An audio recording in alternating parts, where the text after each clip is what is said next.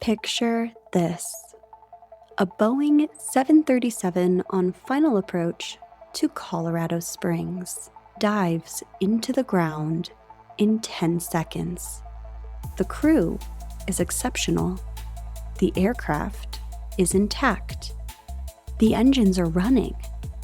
And when the best aviation safety investigators in the world spend years combing through the wreckage, they come up with nothing. And then it happens again.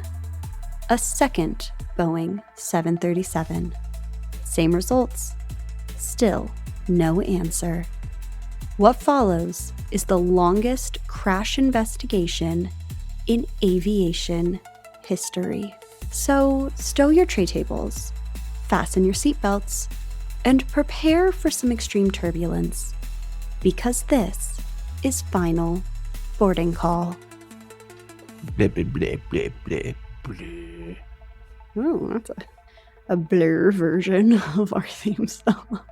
Hello and welcome to Final Boarding Call. I am your disaster-obsessed host, Alice. And I'm Zach. Not near as disaster-obsessed, but happy to listen to a story. Yes. And Zach, I don't know if you caught from the intro, but this one is close to home. I did catch it. Oh, okay, good.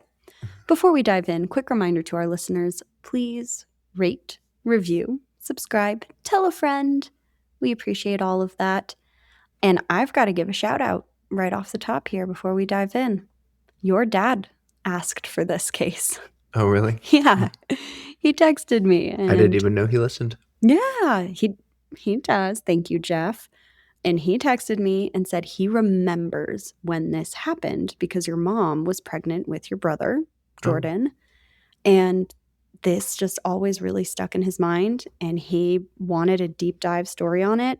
And I had never heard of this story, which is crazy. It happened Here. It's a massive case. So we're going to dive in. Sources include a Mayday, air disaster, season 4, episode 5, hidden danger. Obviously, the official NTSB amended final reports for both accidents, Seattle Times investigative series, family interviews. Whew, you guys, there's about 25 sources for this one. So go ahead and look at the show notes if you're wanting to dive in.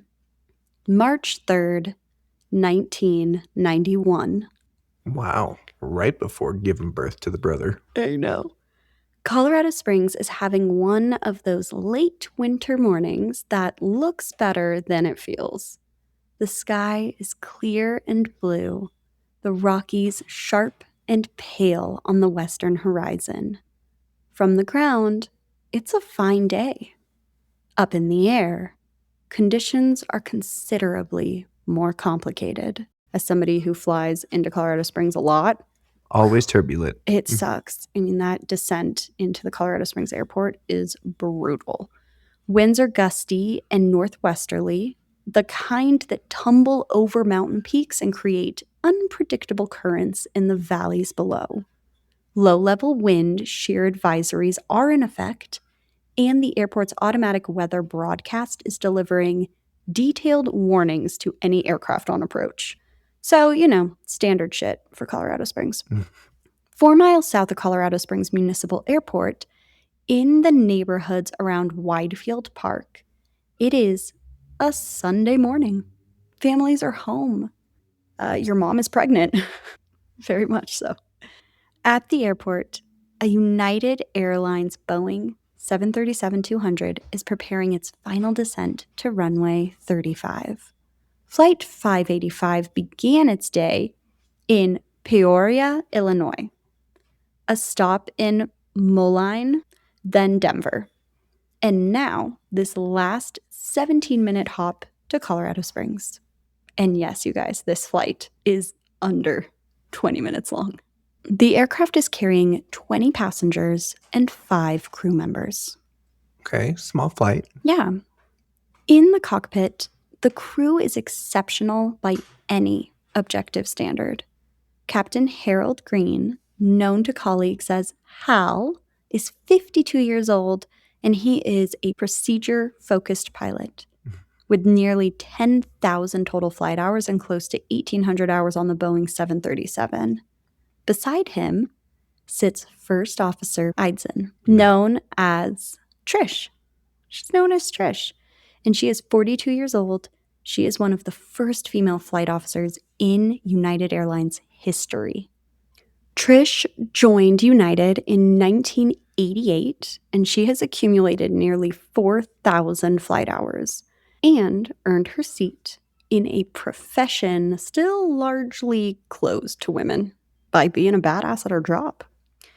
Working the cabin are 3 flight attendants. We have Monica Smiley, Lisa Church, and Anita Lucero. Anita's 21. This is her first year of flying. Ooh. She's young. During the descent briefing, Trish Eidson suggests adding 20 knots to their target landing speed as a buffer against the gusty conditions. Green agrees without hesitation. Air traffic controller James Rayfield clears them to runway 35 and relays what another Boeing 737 just reported on the same approach: a 50-knot airspeed loss at 500 feet, a 15-knot gain at 400 feet, a 20-knot gain at 150 feet. The skies are rough on the way down. That's what that translates to. Yeah, Buckle anybody up, that's Buttercup. been sitting in a plane as they descend into a place and you feel it shift back and Oof. forth a bunch, Mhm. that's the different winds. Yep. Eidson acknowledges the report with the easy, dry confidence of a pilot who has handled adverse conditions before. It's fine. I got this. Sounds adventurous, she tells the controller. Thank you, starting on down. At 9:43 a.m. Mountain Standard Time, Green calls out their altitude. We're at 1,000 feet. They have 13 seconds left. I mean, About to touch. they're so close. This is the moment where everybody in the cabin, they have their seatbelts on, but they are relaxed. They made it. Life is good. Now, we're going to put a pin in this story, and we're going to jump to another one. So the investigation of what will end up happening on this day will not reach its conclusion for nearly a decade. And the path to the answer will require a second crash, which is so unbelievably devastating, a third near miss, and one of the most unusual experiments in aviation history.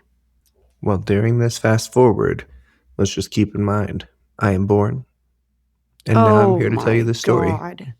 Okay, great. 3.5 years later, September 8th, 1994, USAir Flight 427 is on final approach to Pittsburgh International Airport.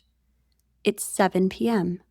The evening is clear, windless, and absolutely calm.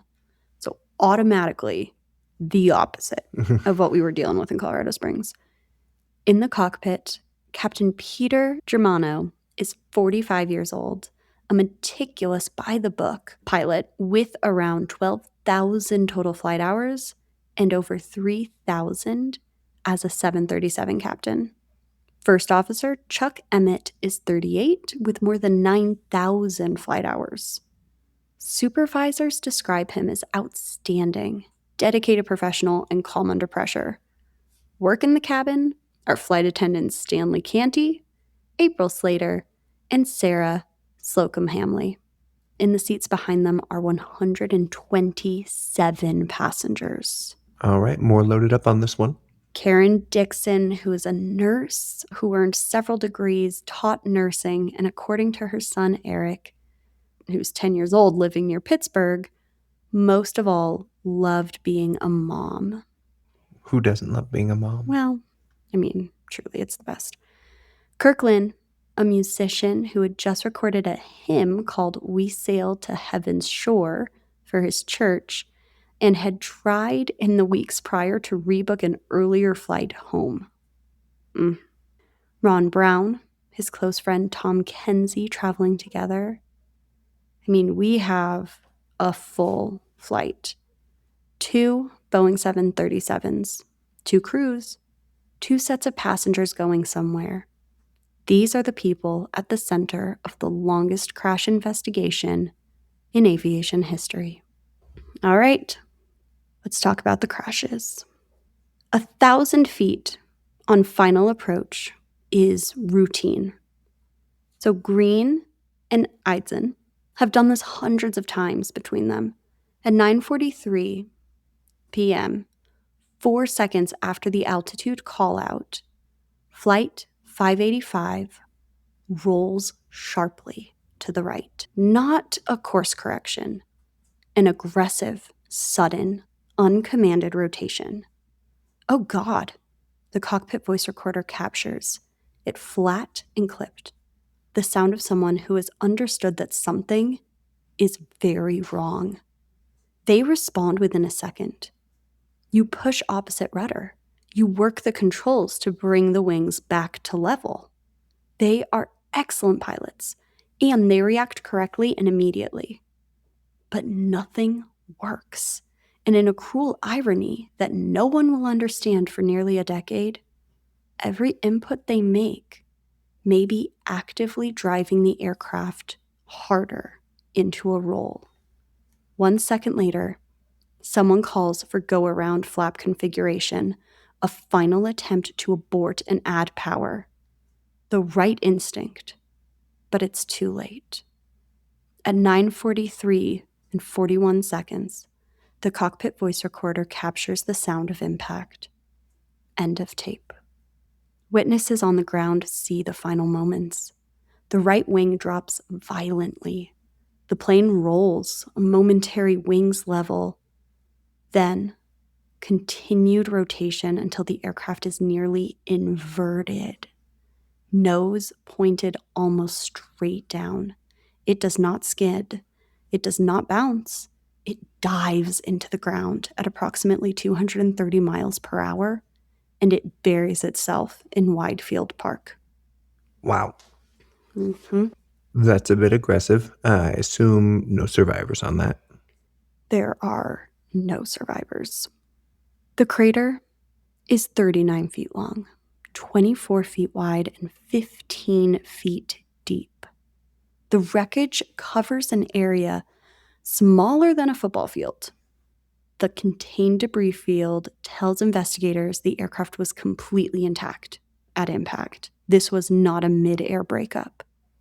Hallgreen, Trish Eidson, Monica Smiley, Lisa Church, and Nita Lucero, 21 years old, first year flying, and 20 passengers.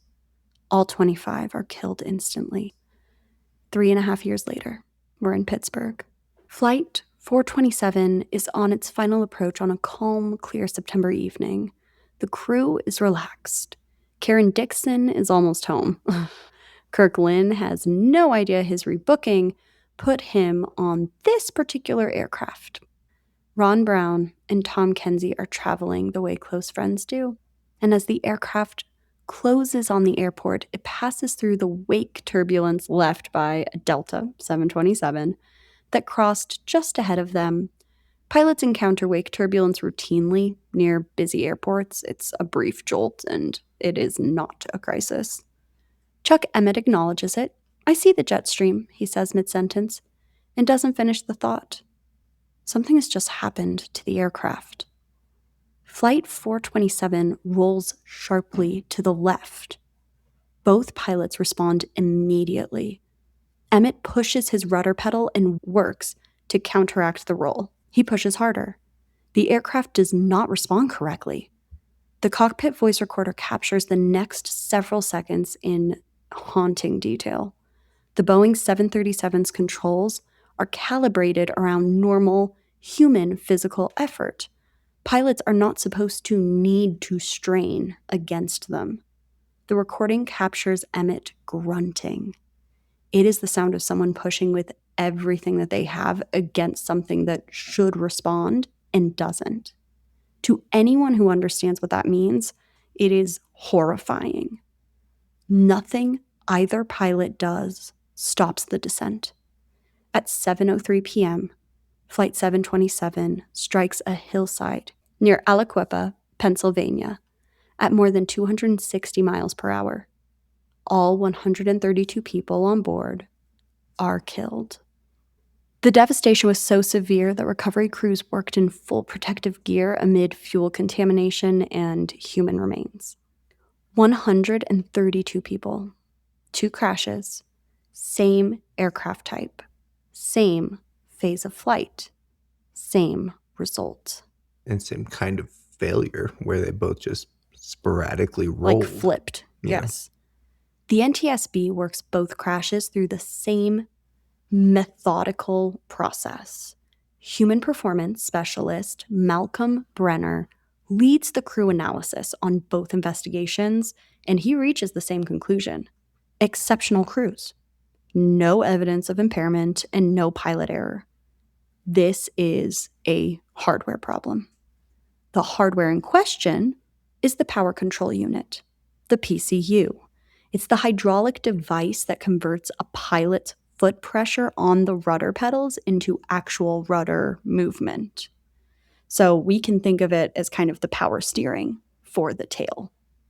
At the heart of the PCU is a component called the dual concentric servo valve.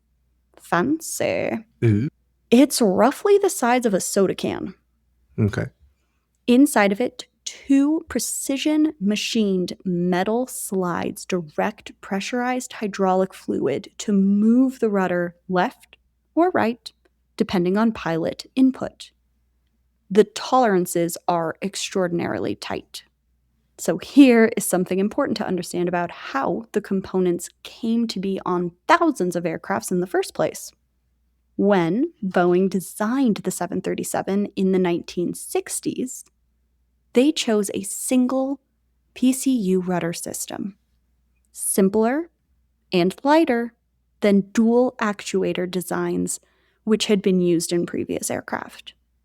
The internal dual slide design was meant to provide redundancy, within a single unit.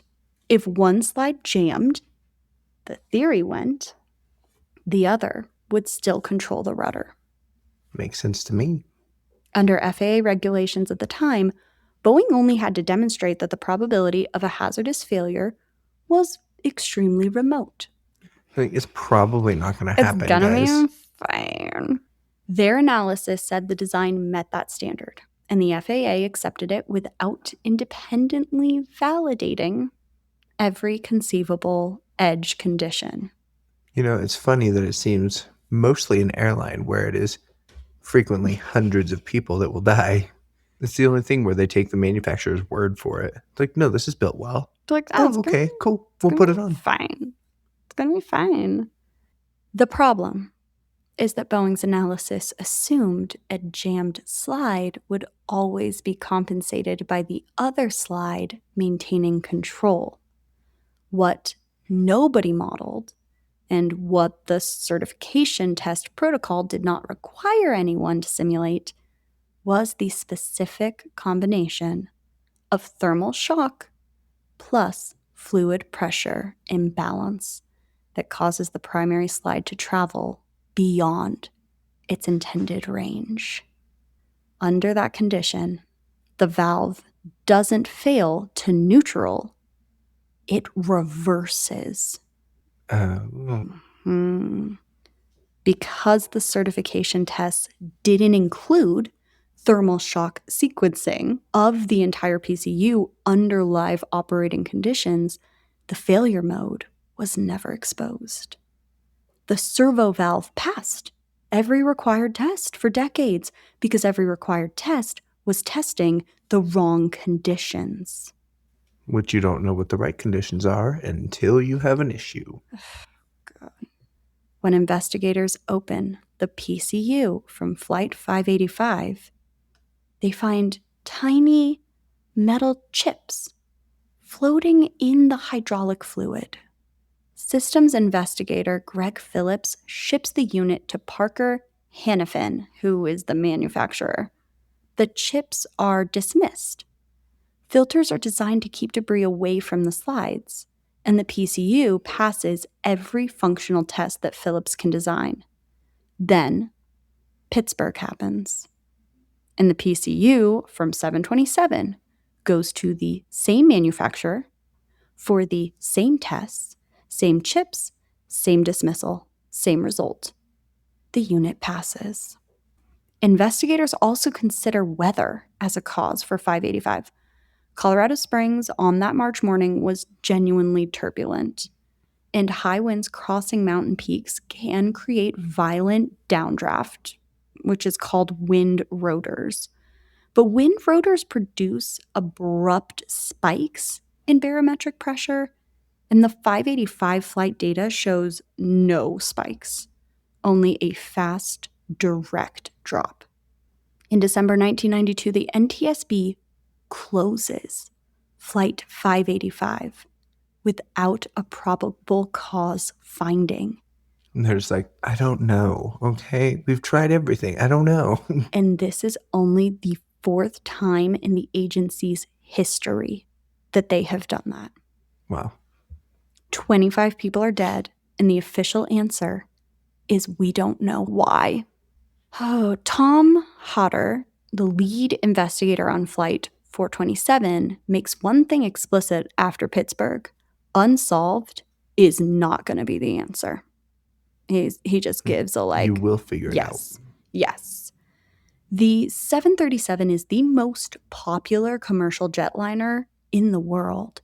So 2 unexplained crashes of the same type where the airplane just is like falling out of the sky, it's not going to cut it. Not okay. So if there is a third and the cause is still unknown, the entire fleet will be grounded. And that will massively disrupt air travel. Would have changed everything. Absolutely. Boeing would have finally lost everything, and they could have figured planes out. Well, the months of this investigation turn into years. And he later admits that he had nightmares about sitting before a congressional committee explaining a third crash that he had failed to prevent. The case refuses to break. Ooh, well, get ready, because we're going to talk about a third situation. On June 9th, 1996. Oh, my mom's heavily pregnant with my sister. 5 years after Colorado Springs, nearly 2 years after Pittsburgh, a Boeing 737 operated by Eastwind Airlines rolls sharply to the right on final approach to Richmond, Virginia. Captain Brian Bishop stands on the left rudder paddle as hard as he can. The pedal moves only about an inch. That single tactile detail, not a gauge reading, not a flight recorder output, but a pilot's foot pushing against a pedal that should move freely. I only got an inch. That is the most important data point in 5 years of investigation. Bishop describes the feel as stiff and wrong in a way that he has never encountered before. For 30 seconds, the aircraft flies in a precarious right bank as he fights to keep it from rolling all the way over. Then the resistance releases as suddenly as it appeared. The wings snap back to level, and Bishop declares an emergency, and he lands safely. Well, good for him. We have a pilot who survived, which is going to be critical. And then he can tell the story of how everything felt. For the first time since 1991, investigators have an intact aircraft, an undamaged PCU, and a living pilot who can describe exactly what happened. They pull East Wind 517's rudder system immediately. Every standard test is run, and once again, passes. It passes. Tom Hodder decides to push beyond standard. He hears about a military training technique called a thermal shock procedure, subjecting a component to extreme temperature differentials to expose failure modes that never appear under normal conditions, which is so smart because when a plane is in the air, it's not experiencing normal. Exactly, yes.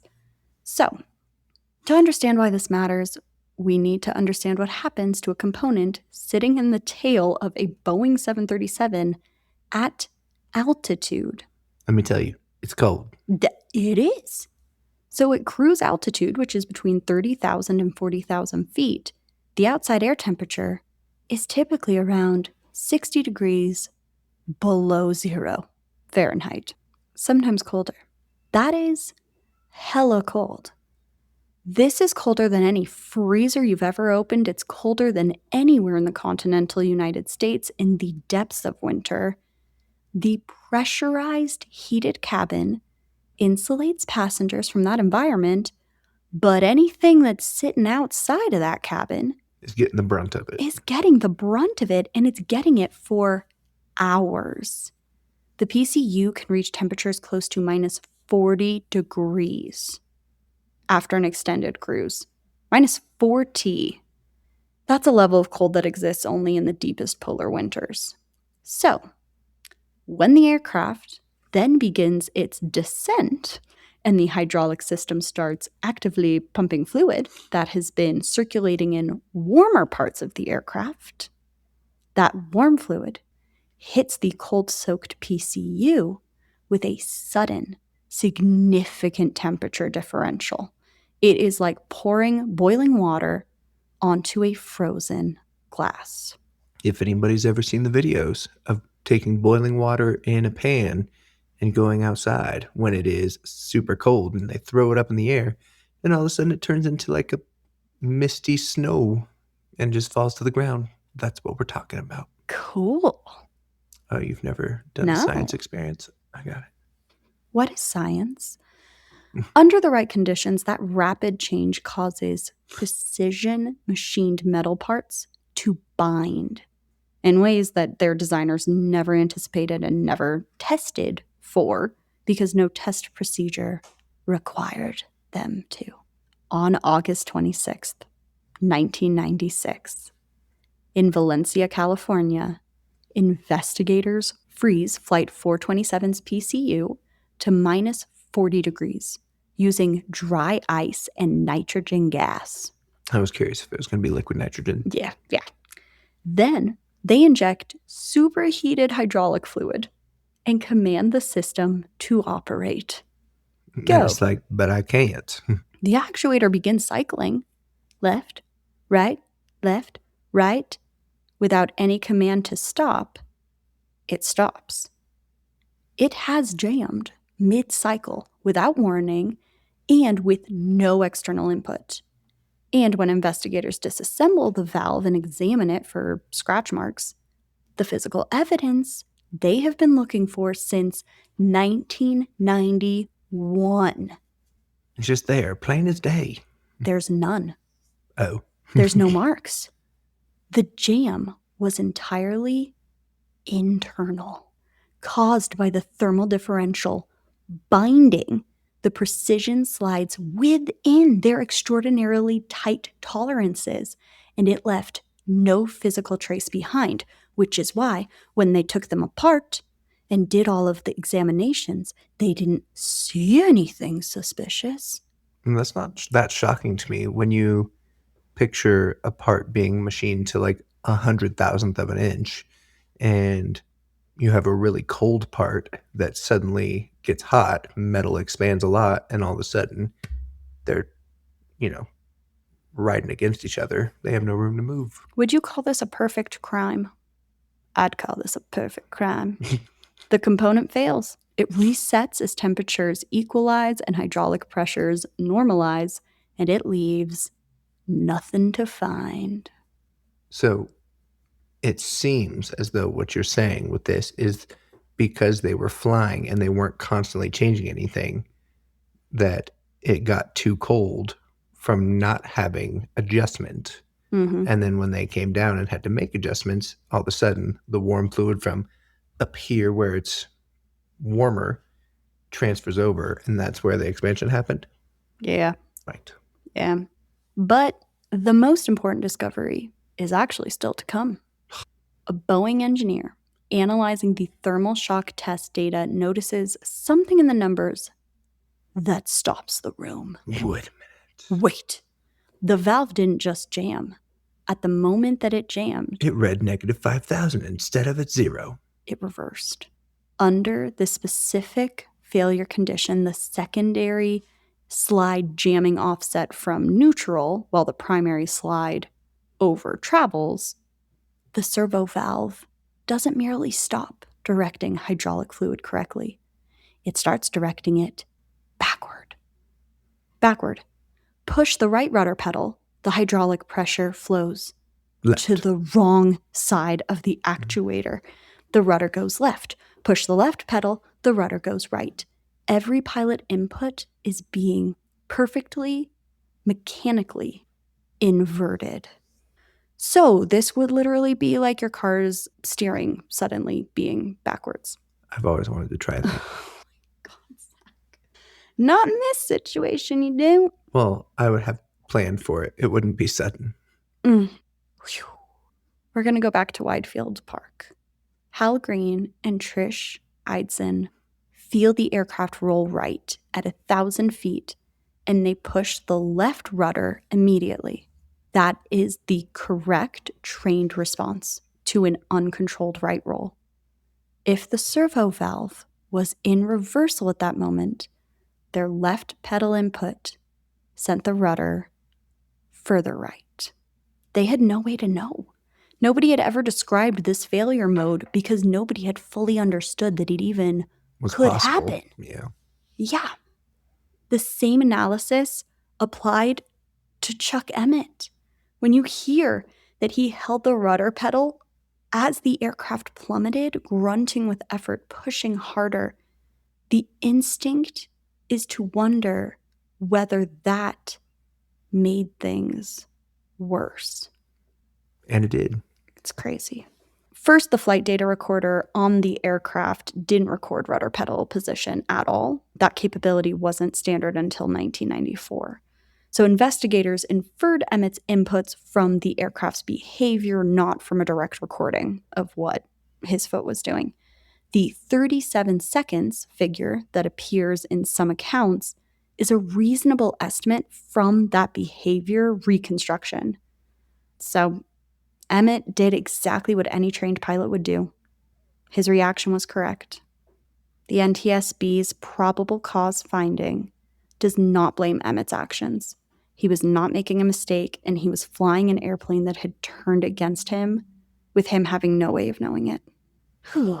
Bye. You ready to wrap this thing up? I am. Okay.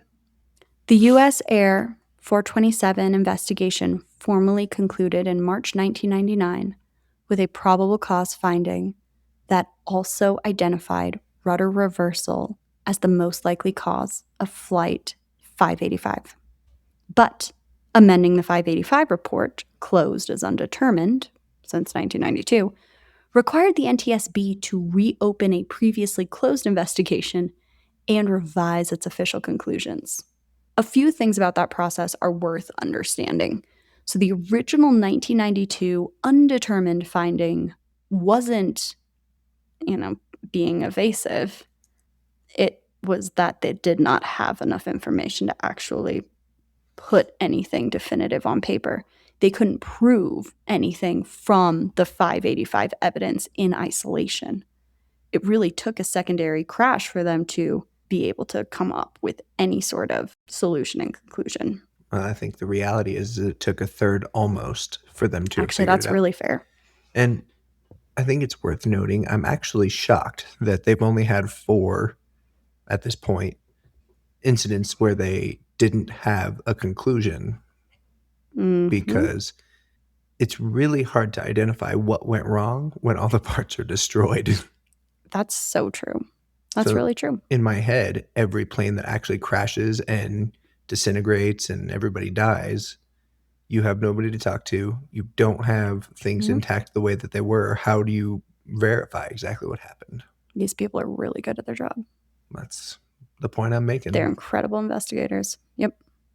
Once the 427 investigation concluded in 1999, the NTSB still had to revise the 585 report. They had to re-examine the original evidence in the light of everything that they learned, harmonize the technical analysis with the 427 findings, and expand sections of the report to reflect the new understandings of the failure mechanism. These documents are built to withstand forensic scrutiny by engineers, lawyers, and internal regulators for decades. This is not just open up your Word doc and just add in a little paragraph here or there. And the amended report on Flight 585 was formally adopted on March 27th, 2001. Jesus. Like, okay, fine, we accept these findings. Oh my God. And there's one more thing worth saying.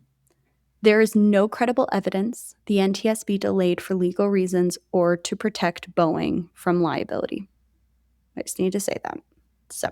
Oh, because all the families from the first one never got to get any kind of suit taken care of because they had nobody to blame. Yeah, but under U.S. law, NTSB accident reports can actually not be used as evidence in civil litigation. Well, maybe not in evidence, but for them to not have any kind of conclusion, people are just like, it could have been a pilot who wanted to crash. It could have been all kinds of things. So they have nowhere to point their blame anyway. Yeah, that's fair. That's absolutely fair. Yep. So Gail Dunham, Captain Green's widow, who founded the National Air Disaster Alliance and Foundation after the 1992 undetermined finding, and spent years showing up at NTSB hearings with a notepad and boxes of research. She responds publicly within days. She had been told privately, years before the amended report, that the cause was mechanical, while the official public position remained unresolved. So finally, she writes of the safety changes that follow. I think these are major, major recommendations that are long overdue. Can you imagine the public having no idea that your husband was not responsible for a crash for that long? I assume that there was hate mail and all kinds of stuff. That is just, that's really, really, really devastating. The FAA issues a series of airworthiness directives requiring inspection and replacement of faulty servo valves. And in 2002, mandates a completely redesigned rudder control system on every 737 in operation worldwide.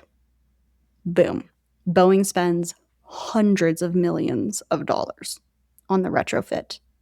Pilots receive new training built around the rudder hardovers and reversals, scenarios that had no standard recovery protocol before this investigation because no one understood that this could happen.